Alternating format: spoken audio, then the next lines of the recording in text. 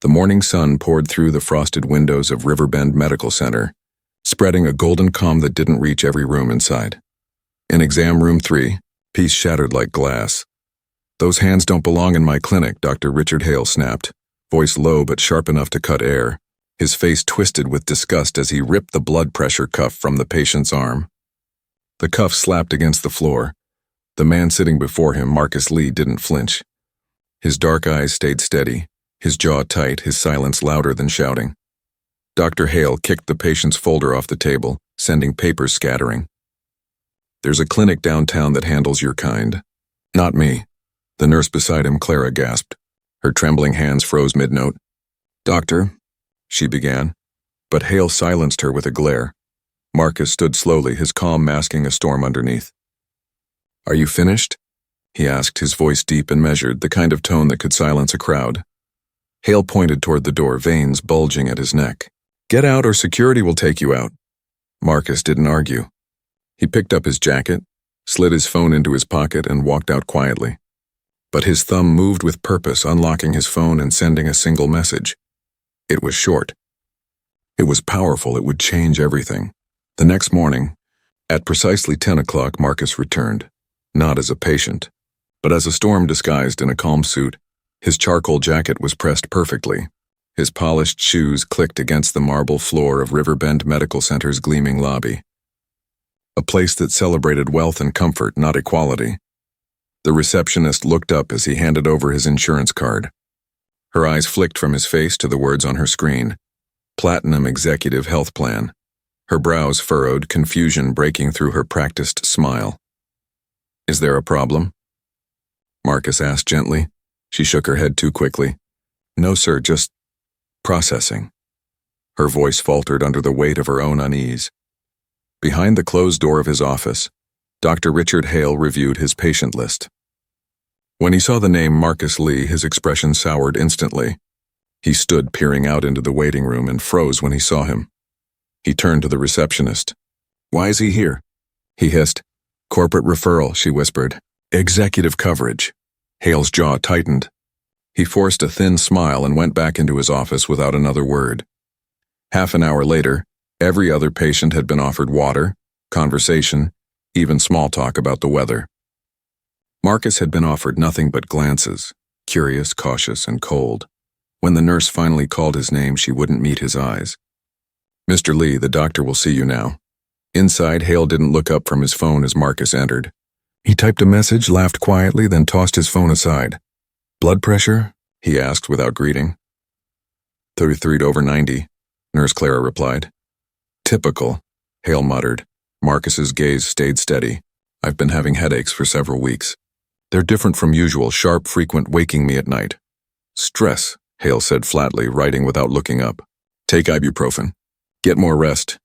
"They're worsening," Marcus continued. "I'd like a full workup." Hale sighed, loud and theatrical. "A workup isn't necessary. You people always want every test under the sun. Do you have any idea what that costs?" Clara looked up, startled. "Doctor," she said carefully, "his symptoms do fit the criteria for—" "Stay in your place, nurse," Hale snapped. Marcus's eyes flicked toward a photo on the doctor's desk. A smiling family on the steps of a white mansion. A golf trophy, framed to grease, the comfort of a man who'd never had to question his power. "Perhaps a few basic tests would clarify things," Marcus said calmly. "Perhaps you should stop telling me how to do my job." Hale barked. "Your kind always thinks they know better." The room fell silent. The slur hung heavy. "My kind?" Marcus asked, still calm, though his pulse thudded in his ears. Hale's face flushed. "I meant patients who self-diagnose from the internet," he said quickly. But everyone in the room knew what he'd really meant. Marcus didn't react. But inside, something cold and sharp settled in his chest. Every word, every insult, every action, he remembered it all. "Remove your shirt," Hale ordered suddenly. Marcus hesitated, then complied, folding it neatly on the chair. Hale pulled on a single glove, though Marcus had seen him wear 2 for others, and pressed a stethoscope to his chest without warning. "Breathe," he said, without explanation. The exam was fast and careless. Hale stepped back almost instantly, wiping his hands. "Heart rate's high. Probably diet-related." "I'm a vegetarian," Marcus replied. "I run 5 miles daily," Hale snorted. Sure you do. The nurse swallowed hard, her discomfort plain. These symptoms are nothing, Hale said finally, scribbling a note. Take your pills. Come back if it gets worse. Marcus's voice stayed calm but firm. Dr. Hale, I believe my symptoms deserve proper investigation. Hale's temper broke. You think you know medicine better than me? You're lucky I saw you at all. Be grateful, Marcus stood. I am grateful, he said quietly. More than you'll ever know. When he left the room, his expression was calm. His heartbeat was not. In his car, he sat in silence for a long moment before making a call. It's worse than we thought, he said. Explicit bias. Substandard care. I have audio and a witness. The voice on the other end replied. Understood. Submit your report tonight. Tomorrow we move in. As Marcus ended the call, his reflection in the car window didn't show anger. It showed resolve. Back inside the hospital, Hale leaned back in his chair with a smug grin. He'll get over it, he said to Nurse Clara. People like that always play the victim. Her voice trembled. I'm reporting what I saw today. Hale turned, eyes cold. Report what? Providing care? Be careful, Clara, your evaluation's next week. Who do you think they'll believe, me or you? Her courage flickered, but something inside her refused to die. Outside, Marcus's car glided toward downtown Cressment City, toward a building with no sign. His voice turned clipped and official as he dictated into his recorder. Subject displayed clear racial bias, refused standard diagnostic procedures, multiple derogatory remarks. Nurse witness identified as cooperative. The voice on the other end, the director of the National Health Bureau, responded evenly. Good work, Investigator Lee, we move at dawn. The man Dr. Hale had dismissed as just another patient was not a patient at all. He was the one person the doctor could never afford to offend, and his next visit wouldn't be for a checkup. The next morning began like any other for Dr. Richard Hale. The glass walls of Riverbend Medical Center glowed in the morning sun, reflecting a man who believed he still owned the world. He sipped his coffee as he walked briskly toward his office, unaware that his reflection was about to fracture for good. The receptionist caught his eye as he entered the lobby. Her smile was tense, her voice a little too careful. Good morning, doctor. Hale nodded, pretending not to notice the whisper of unease in her tone. He had no idea that somewhere in the hospital's servers, his name now lived on a list labeled pending investigation, priority case. In his office, he flipped through patient files, frowning when he saw Marcus Lee's name again. What's he doing here twice in 2 days? He muttered. He picked up the phone to call administration but stopped when a notification flashed across his screen. Board meeting scheduled. 9 a.m. tomorrow. Attendance mandatory. He frowned. Since when do they schedule meetings without telling me first? Across town, Marcus sat in a quiet cafe, typing his report into a secure database. His words were clinical but laced with the weight of lived experience. Subject displayed explicit prejudice toward minority patients. Multiple witnesses. Recorded interaction attached as audio evidence. His phone buzzed. Mr. Lee, said the familiar voice of his director. The Health Bureau has approved escalation. You'll attend the hospital board meeting tomorrow as an external inspector. Keep your cover until then. Marcus closed his laptop and stared out the window at the traffic streaming past. The weight of the moment pressed against him. It wasn't just about one doctor's arrogance. It was about every patient who'd been dismissed, belittled, or silenced. That afternoon, Nurse Clara sat at her desk, the hospital's hum filling her ears but not her heart. Her hands trembled as she typed her statement. She detailed everything, each remark, each act of humiliation, each time she'd seen Dr. Hale treat patients differently based on the color of their skin. When she finished, she hesitated before pressing send. She knew what it might cost her, but she pressed it anyway. The next morning, Dr. Hale entered the hospital with his usual confidence, nodding curtly at staff who now avoided his gaze. Something in the air felt different, colder, heavier. He stopped at the nurse's station. Where's the patient complaint file I requested yesterday? The young nurse on duty looked up nervously. It's been transferred to administration, sir.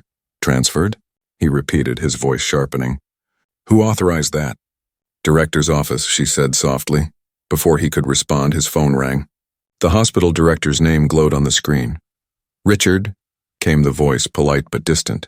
Did you review the complaint file I sent last night? What complaint file? Hale snapped. The one outlining multiple patient grievances. We'll be discussing them today at the board meeting. Please be prepared.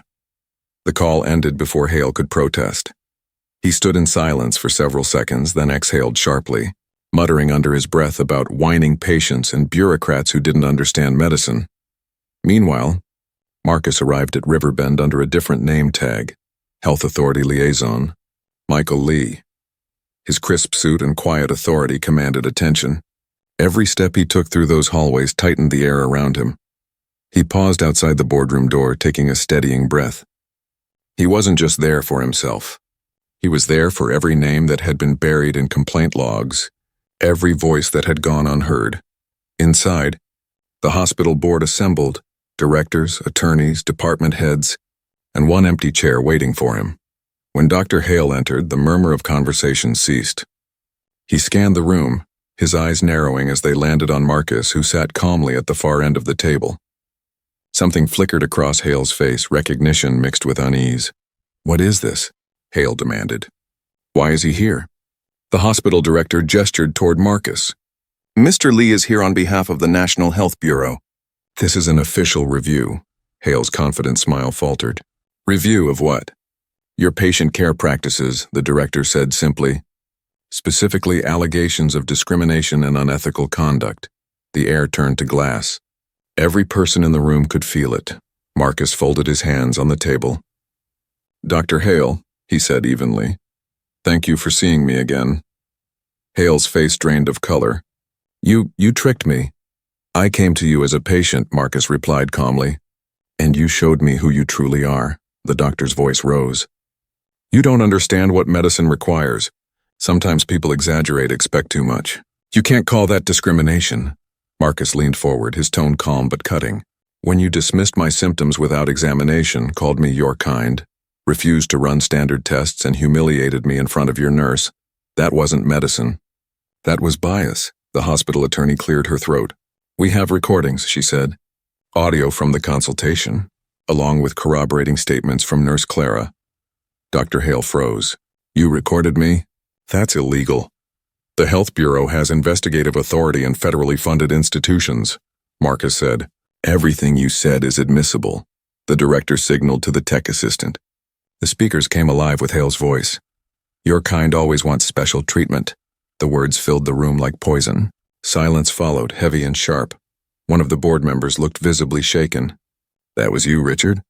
Hale's composure cracked. "It was taken out of context. I was frustrated. He was demanding unnecessary tests." Marcus didn't raise his voice. He didn't need to. "You refused me care because of who I am, and I'm not the first." He slid a folder across the table. Pages of data, patient testimonies, statistical breakdowns, 17 formal complaints. All from minority patients, all buried before reaching administration. The director's face hardened. "Is that true?" No one answered. They didn't need to. The evidence spoke louder than any denial. Across town, journalists began receiving anonymous tips. Major investigation underway at Riverbend Medical Center. The story was about to spill beyond those walls. Back in the boardroom, Hale tried to stand his ground. "You're destroying my reputation over numbers and gossip. I've served this hospital for 20 years. And in those 20 years, Marcus replied, you've left a trail of pain invisible to everyone except those who lived it." The meeting adjourned with a silence that felt like judgment itself. Hale stormed out, slamming the door so hard the glass trembled. Marcus stayed seated, breathing slowly, grounding himself. He'd just begun. This wasn't about revenge. It was about truth finally being seen. As the board members filed out, the director lingered, his voice low. "Mr. Lee, how deep does this go?" Marcus met his eyes. "Deep enough to shake the foundation of this entire system. And we're just starting to dig." Outside the hospital, the first reporters had already arrived. Cameras waited like vultures. But this time the story wasn't about scandal. It was about exposure, justice, and the fight to reclaim humanity inside a place built to heal. That night, as the city lights shimmered across the skyline, Dr. Hale sat alone in his office, staring at his darkened computer screen. He opened a search bar and typed the words, "Marcus Lee, Health Authority Investigator." When the results appeared, his stomach dropped. The face staring back was the same man he'd pushed away. The patient he'd humiliated. The man who had come back not for treatment but for accountability. He closed his laptop slowly, the sound of his own heartbeat filling the silence. Tomorrow his world would break apart completely, but the truth had only just begun to rise. The sun rose over Crestmont with a quiet that felt like warning. Inside Riverbend Medical Center, whispers moved faster than morning rounds. Everyone had heard something. Some said a patient was really an inspector. Others that a doctor was under investigation. No one spoke names aloud, but every glance carried the same question. Who was it? Dr. Richard Hale walked through the lobby with his shoulders tight and his smile brittle. The receptionist avoided his eyes. The nurse he passed in the hallway pretended to check a clipboard that didn't exist. Something inside him twisted, an old instinct that told him control was slipping. He pushed open his office door and froze. His computer screen displayed a message in red text. Access restricted, under administrative review. He stared at it for several seconds, then picked up the phone and dialed IT. There's a system error, he snapped. My account's been locked. The technician on the other end hesitated. It's not an error, doctor. The order came from administration. They've restricted all access pending the outcome of the review. Pending the outcome? Hale repeated, his voice rising. I'm not under review. There was silence, then a quiet reply. I think you are, sir. He hung up hard enough that the receiver cracked. Across town, Marcus Lee sat in the corner of a government office surrounded by files stacked like towers of forgotten pain. Each folder bore a name. Each name was a story just like his. Every report told of patients who had been dismissed, ignored, or ridiculed. The more he read, the heavier the truth became. He looked up as the health minister, Elaine Ross, stepped into the room. We've gone through 15 hospitals, she said. But this one, Riverbend, it's the worst pattern we've seen. Marcus nodded. Hale's not alone in this. He's just the one who made the mistake of saying it out loud. Elaine crossed her arms. And tomorrow we make it public. The following morning, the boardroom was filled again, this time with cameras, lawyers, and faces that had suddenly learned humility. Dr. Hale entered last.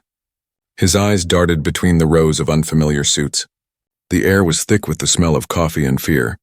The hospital director motioned for him to sit. Richard, he began carefully, this is a formal hearing. Representatives from the National Health Bureau are here to present their findings. Hale forced a laugh.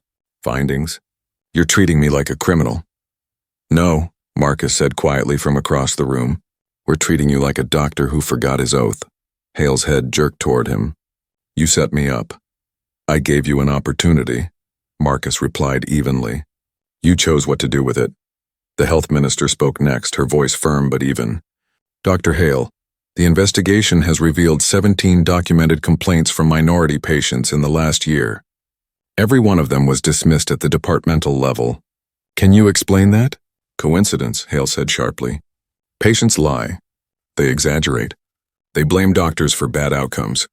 The minister opened a folder. The data suggests otherwise. White patients under your care received specialist referrals 78% more often than Black or Hispanic patients presenting with identical symptoms. That's not coincidence, doctor. That's a pattern. Hale's hands clenched. Statistics can be twisted to say anything. Marcus leaned forward. Not when the truth is consistent across every record. The hospital attorney adjusted her glasses. Dr. Hale, several of your colleagues have come forward with corroborating statements. Nurses, residents, even a department lead. Hale turned pale. They're lying. All of them. At that moment, the door opened quietly and Nurse Clara entered with a small folder clutched to her chest. Her voice trembled as she spoke, but her eyes stayed steady. I'm not lying, doctor. The room fell silent. She stepped forward. I saw what happened that day. And it wasn't the first time. I've seen you talk down to patients, refuse tests, cut appointments short. I was afraid to speak, but not anymore. Hale's voice cracked like breaking glass. You ungrateful little... Enough, the minister said sharply. Marcus rose from his chair and laid a small digital recorder on the table. We have one more piece of evidence. The recording began to play. Hale's voice echoed through the speakers, each word sharp and unmistakable. Your kind always wants special treatment. The sound filled every corner of the room. There was no escape from it, no denial strong enough to cover the truth of his tone. When the playback ended, silence stretched so long it felt like punishment. The director's voice finally broke it. "Dr. Hale, effective immediately, you are suspended pending a full ethics review." Hale stood, his face ashen. "You're ending my career over this nonsense?" "No," Marcus said quietly. "You ended it the moment you chose arrogance over empathy." Hale turned toward him, voice trembling with rage. "You don't know what it's like to be a doctor. You don't know the pressure, the impossible expectations." Marcus met his eyes without blinking. "You're right. I only know what it's like to be the patient who trusted you and was treated like he didn't matter." Hale's mouth opened, but no words came. The weight of his own actions finally silenced him. Outside the boardroom, cameras flashed. Reporters shouted questions as Marcus exited the building, his calm demeanor contrasting the chaos around him. He gave only one statement before getting into his car. "This isn't about one doctor. It's about a system that forgot compassion, and we're going to change that." By that evening, the story had spread across every major network. Headlines called it the Riverbend scandal. Comment sections overflowed with voices, some outraged, some grateful, some finally brave enough to share their own stories. At home, Dr. Hale sat in his darkened study, watching the news replay the clip of his words. "Your kind always wants special treatment." The sound that had once been his weapon now condemned him. His phone buzzed with messages from colleagues, some sympathetic, most silent. His wife stood in the doorway, her face pale. "They're saying terrible things about you," she whispered. He stared at the screen. "They don't understand," her voice broke. "Do you?" He didn't answer. For the first time in his life, he didn't know. Across town, Marcus received a call from Nurse Clara. "They're furious," she said. "Some doctors are saying you're trying to destroy the profession." "I'm not destroying anything," Marcus replied softly. "I'm rebuilding what was supposed to stand for healing." She hesitated, then asked, "Do you think it'll change anything?" "It already has," he said. "Tomorrow will prove it." That night, Riverbend's lights glowed like a ship bracing for a storm. Inside, the board prepared for a press conference that would change its history. And in the quiet hours before dawn, Dr. Hale stared at his reflection in the glass window of his office. The same reflection that once showed him a man of authority, now revealing only guilt. He whispered to the empty room, "Maybe they were right. Maybe I stopped seeing people somewhere along the way. But it was too late for maybe." Morning arrived heavy with tension. Riverbend Medical Center no longer felt like a place of healing but a courtroom made of marble and whispers. News vans lined the street. Reporters clustered near the entrance, waiting for the announcement that everyone already sensed would mark the end of a man and the beginning of something larger. Inside, Marcus stood in the conference room beside Health Minister Elaine Ross, stacks of evidence spread before them. Charts, patient testimonies, and recordings told a story too detailed to ignore. The air smelled faintly of coffee and nerves. "The board will vote today," Elaine said quietly. "Once they do, we go public." Marcus nodded, "And then we start cleaning up what's underneath." Dr. Richard Hale walked through the front doors, trying to look composed. His tie was perfect, but his eyes betrayed the sleepless night behind them. He could hear the camera shutters snapping like gunfire. Every flash reminded him that the life he built was collapsing in plain sight. Security guided him to the boardroom, where the same faces awaited him: administrators, lawyers, and now, several unfamiliar ones wearing the calm precision of federal investigators. He tried to meet Marcus's eyes but couldn't hold the gaze. The director began the meeting in a low, steady tone. "We're here to address the findings of the Health Bureau's investigation into Dr. Richard Hale's conduct. The evidence suggests repeated discriminatory practices and a failure to provide standard medical care." Hale leaned forward. "Those complaints are exaggerations. I've treated thousands of patients.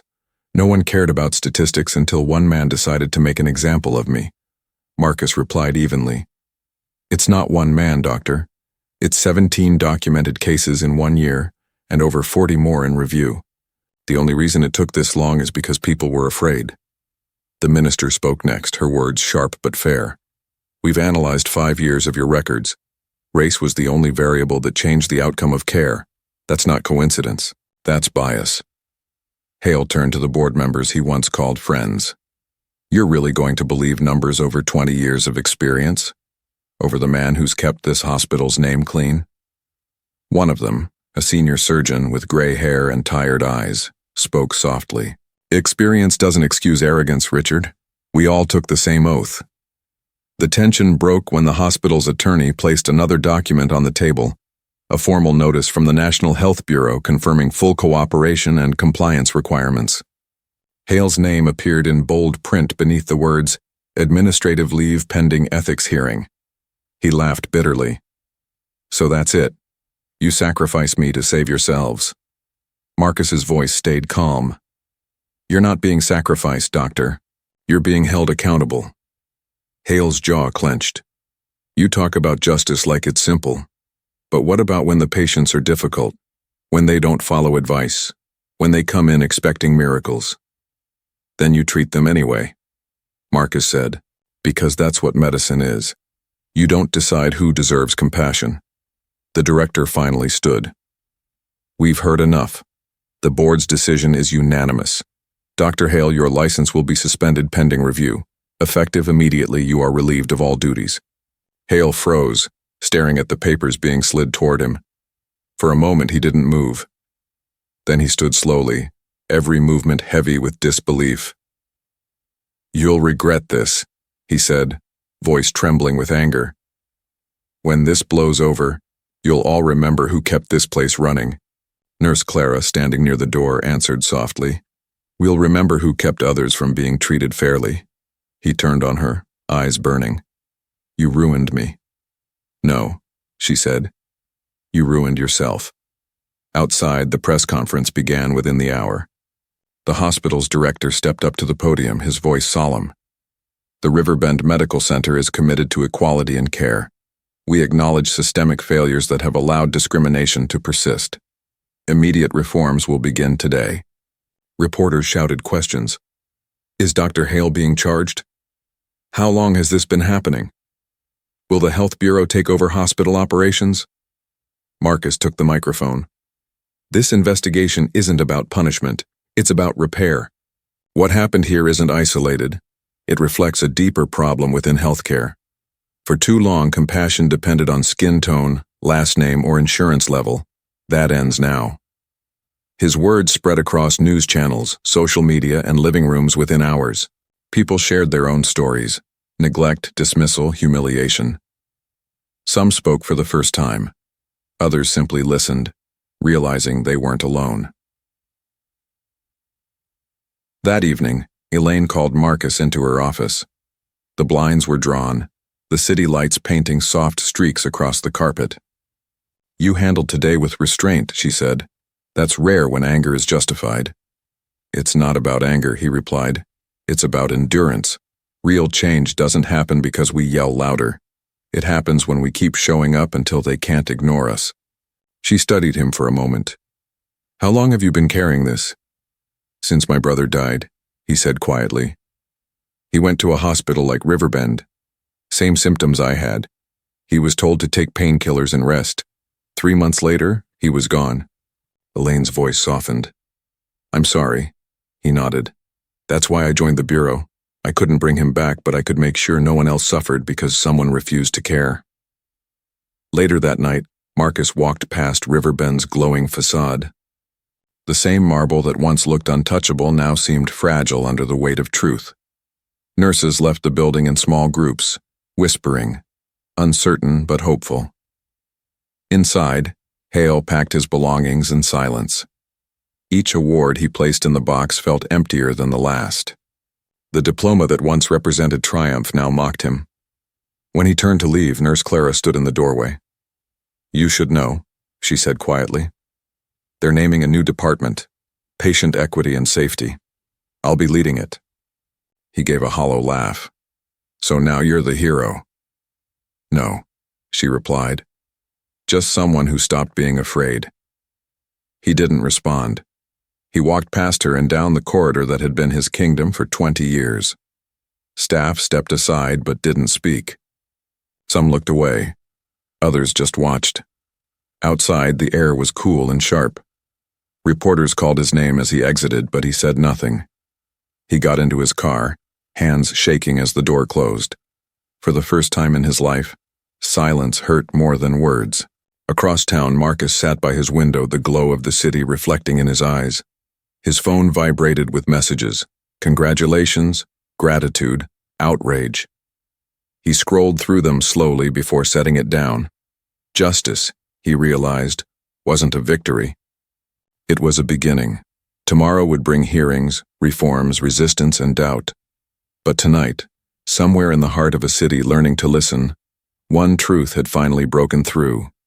Healing begins the moment someone refuses to stay silent. The hearing that followed 1 week later was held in a tall, echoing chamber within the State Medical Board building. Morning sunlight streamed through the windows, highlighting the faces of 5 panel members seated behind a long, curved table. Each bore the same expression: measured, weary, and ready for truth.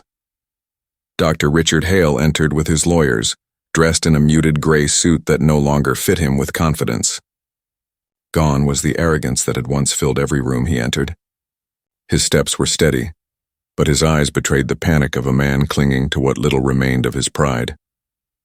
Across the room, Marcus Lee sat quietly, folders stacked neatly before him.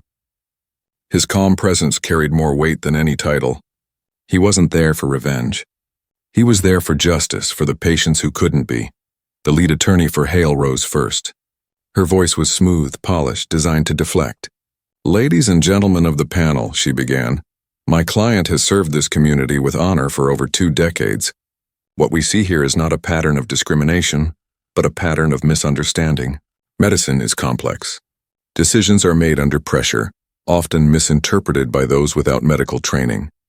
She paused for effect, scanning the room. "And let us not forget that the lead investigator, Mr. Lee, has a personal history that may influence his judgment.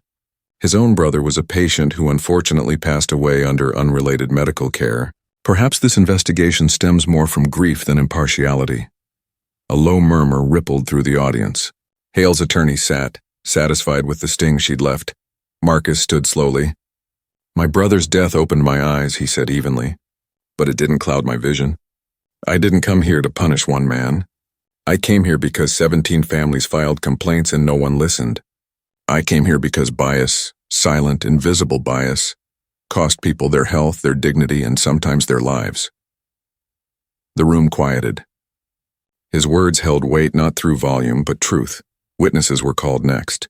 A retired nurse spoke of watching Hale dismiss certain patients with barely a glance. A young father described bringing his daughter in for severe pain, only to be told she was exaggerating, until her appendix ruptured hours later. Each testimony painted the same picture in different colors. The pattern was undeniable. Then Nurse Clara took the stand. Her voice was steady, but her hands clasped tightly together. "I worked under Dr. Hale for 3 years," she began. "He could be brilliant, but brilliance doesn't excuse cruelty. I saw how he treated patients differently. I saw how he used words to wound, how he made people feel smaller when they needed care the most. I wanted to speak earlier, but I was scared. We all were." The panel chair asked gently, "What changed?" Clara's gaze moved to Marcus. "Someone finally showed me it was possible to tell the truth and still stand tall afterward." The attorney for Hale rose again. "Ms. Owens, isn't it true that you were passed over for promotion twice while working for my client?" "Yes," Clara answered. "So you bear resentment toward him?" "I bear responsibility," she replied firmly. "For staying silent while others were hurt?" The room fell silent again, her words echoing like a confession shared by many. When Hale himself took the stand, he tried to regain his old posture, chin high, voice firm, but it didn't last. "You're judging me by numbers," he said bitterly, "by people who don't understand the pressure of this job. I made choices based on my judgment, not prejudice." Marcus stood for cross-examination. "Then tell us, Dr. Hale, when you refused me a standard diagnostic test, what judgment was that?" "When you said, 'Your kind always wants special treatment,' what clinical factor were you referring to?" Hale hesitated. "I misspoke. For 17 patients?" Marcus asked. "All from the same demographic?" The doctor's jaw tightened. "Not every patient is the same. Some exaggerate symptoms. Some—" Marcus interrupted softly. "Some don't look like you?" Hale glared, words trapped behind the wall of his own defensiveness. "You're twisting everything." "The truth doesn't need twisting," Marcus replied. The panel chair leaned forward. "Dr. Hale, if you could go back to that appointment with Mr. Lee knowing who he was, would you have treated him differently?" A long pause filled the room. The doctor hesitated, then said quietly, "Of course I would have been more thorough." Gasps rippled through the audience. The chair nodded grimly. "So the quality of care depends on who the patient is." Hale realized too late what he had admitted. His lawyer's face drained of color. The panel deliberated briefly behind closed doors. When they returned, the verdict came in a voice heavy with finality. "Dr. Richard Hale, your medical license is hereby suspended for 2 years. Reinstatement will require completion of a certified bias and ethics program. Following that, any return to practice must be under supervision for 5 years. This decision is final." The room filled with quiet murmurs. Hale sat motionless, eyes fixed on nothing. The attorney beside him began packing her briefcase without meeting his gaze. Outside, reporters swarmed the hallway. Marcus offered only a short statement. "This is progress. Not perfection, but progress. The goal isn't punishment, it's prevention. Every patient deserves equal care. That's the only medicine worth practicing." As he walked out into the crisp afternoon air, Clara joined him. "What happens now?" she asked. "Now," Marcus said, "we build something better." Weeks turned into months. The story became a national conversation. Health departments across the country began revisiting complaint procedures, training modules, and diagnostic review boards. Marcus worked quietly behind the scenes, leading a team tasked with developing the first national equity standards for medical care. The momentum was unstoppable. 6 months later, Marcus stood behind a podium at the National Press Club. Cameras flashed. His voice carried calm authority. "Today we begin the National Healthcare Equity Initiative. Every hospital that receives public funding will adopt mandatory bias training, transparent patient feedback systems, and demographic outcome reporting. Equality isn't an aspiration anymore. It's policy." Applause filled the room. Beside him, Minister Ross smiled. Nurse Clara, now promoted to Director of Patient Equity at Riverbend, stood proudly in the front row. Across town, in a quiet office filled with gray cubicles, Dr. Hale stared at his computer screen. He now worked reviewing digital medical records for an insurance firm. The work was dull, mechanical, and silent. On the screen, a headline caught his eye. "Riverbend Medical Center wins National Award for Patient Equity." He closed the browser slowly and looked around at the other clerks, none of whom recognized him. His reflection in the darkened monitor was older, smaller, and infinitely quieter than the man who once ruled an entire department. In another part of the city, Marcus visited his brother's grave. He placed a single white rose against the polished stone and whispered, "We're fixing it, Tony." Bit by bit, he stood for a long time in the quiet, watching the light fall across the names etched in marble. The work wasn't finished. It might never be. But it was finally moving in the right direction, and for the first time in a long time, that felt like healing. A full year passed, and Riverbend Medical Center looked nothing like the place it once was. The marble floors still shone, but this time the reflection showed more than wealth. It showed change. The walls displayed posters in multiple languages reminding every patient of their right to equal care. The waiting room felt warmer, brighter, alive with quiet trust instead of quiet fear. Marcus walked through the lobby one morning, passing nurses greeting patients by name and doctors who now paused to listen. He smiled slightly, proud but humble. He wasn't there to inspect or investigate anymore. He was there for something simpler. He was finally there as a patient. Dr. Anita Patel entered the room with a calm, confident smile. "Good morning, Mr. Lee. How have you been feeling?" "Better," he said, "though I've still been getting headaches now and then." She nodded, taking careful notes. "We'll look into that. I'd like to run a few tests, just to rule out anything serious. It's always better to be sure." Marcus studied her face, the genuine attention, the respect in her tone. "Thank you for taking the time." Dr. Patel met his eyes. "It's not extra time. It's standard care, the kind everyone deserves." The words settled in him like peace. As she left to order the tests, Marcus glanced at his phone. His inbox was full. Congressional invitations, hospital partnership requests, research updates. The Healthcare Equity Initiative had grown faster than anyone predicted. Compliance rates across the country exceeded 90%. Reported disparities in diagnosis and treatment were dropping sharply. The work was no longer a movement. It had become a foundation. He opened a message from Elaine Ross. Congratulations. The Commission just approved the new Patient's Bill of Rights. Every clinic in the nation will post it by month's end. You did it, Marcus. He exhaled softly, the words catching him by surprise. After all this time, success still felt unfamiliar. Across the city, news crews broadcast updates about the sweeping healthcare reforms. Former skeptics now praised the changes they once resisted. Hospitals that had ignored bias were now training others in equity. In classrooms, medical students studied case files that had rewritten their curriculum. At Harvard Medical School, a professor stood before a lecture hall filled with new students.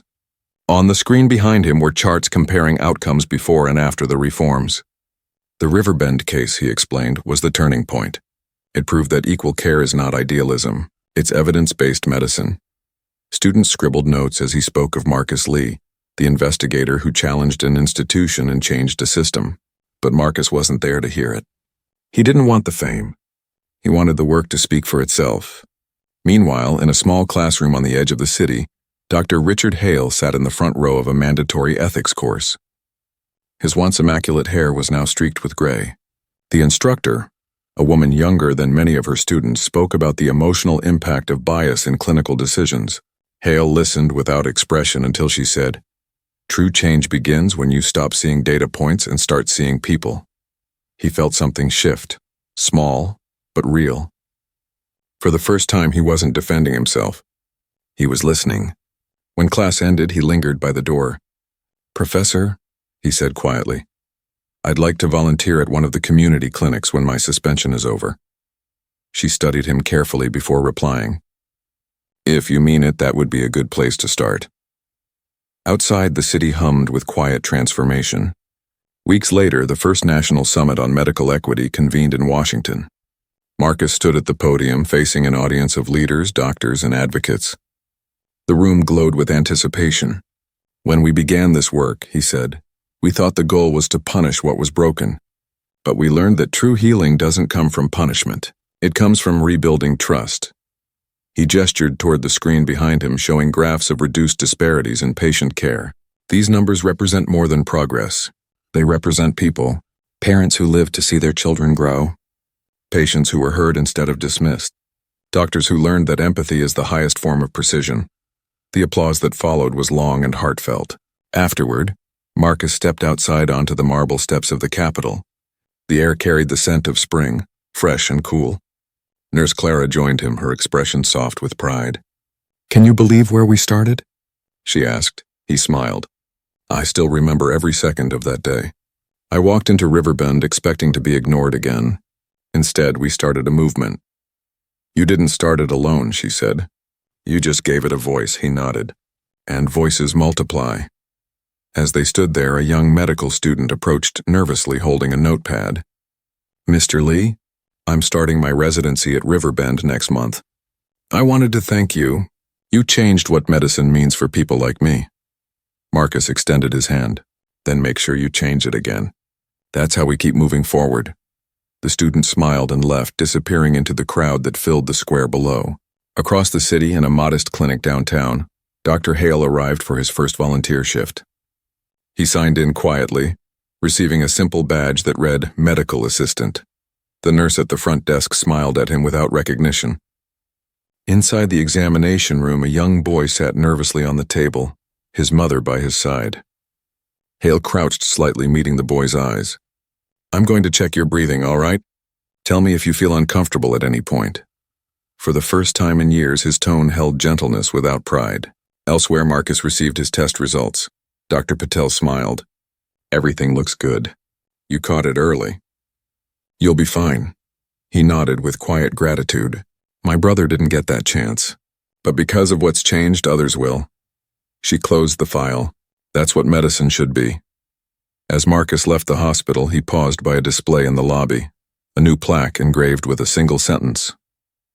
"Every patient deserves equal care." Beneath it, in smaller letters, it read, "Justice and healing walk hand in hand." Outside, the city was alive with motion. Patients, doctors, families, all walking in and out of hospitals that finally began to resemble places of healing again. The past had left its scars, but those scars had become reminders, not shackles. As the evening light spread across the skyline, Marcus looked up at the horizon. His phone buzzed with another message. Invitations from other countries asking for guidance on how to adopt the same system. He smiled faintly. The work was far from over. Change was still happening. Patient by patient, doctor by doctor, and as long as people kept fighting for fairness, medicine would never again be blind to the people it served.